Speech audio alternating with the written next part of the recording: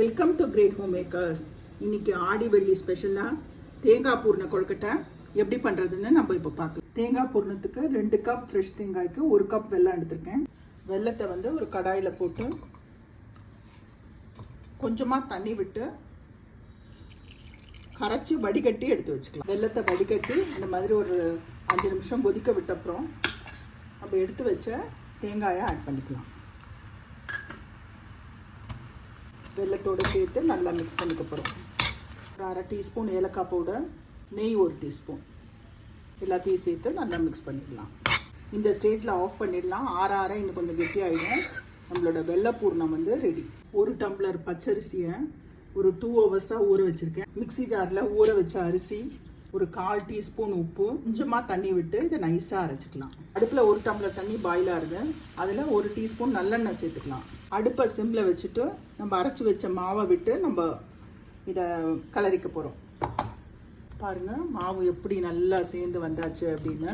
ஒரு மூடி போட்டு ஒரு 2 நிமிஷத்துக்கு அப்படியே மூடி வைக்கலாம். மாவு வந்து நல்லா கெட்டியாகி நம்ம கையில் தொட்டால் ஒட்டாமல் வரும். இந்த ஸ்டேஜில் இதை ஆஃப் பண்ணிடலாம். இது நல்லா ஆறட்டும். மாவு கொஞ்சம் ஆறினோன்னே கையில் கொஞ்சம் நல்லெண்ணெயை தொட்டுட்டு இந்த மாவை வந்து நல்லா சேர்த்து பிசைஞ்சிக்கலாம். மேல் மாவு எவ்வளோ சாஃப்டாக ரெடி ஆயாச்சு.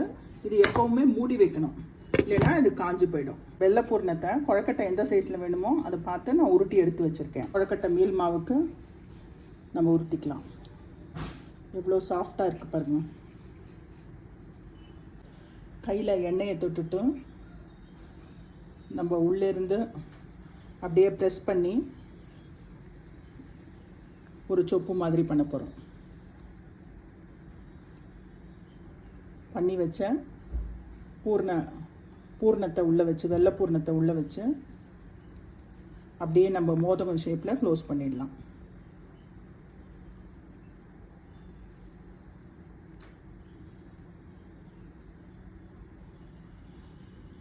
கொழுக்கட்டையெல்லாம் பண்ணி முடிச்சாச்சு.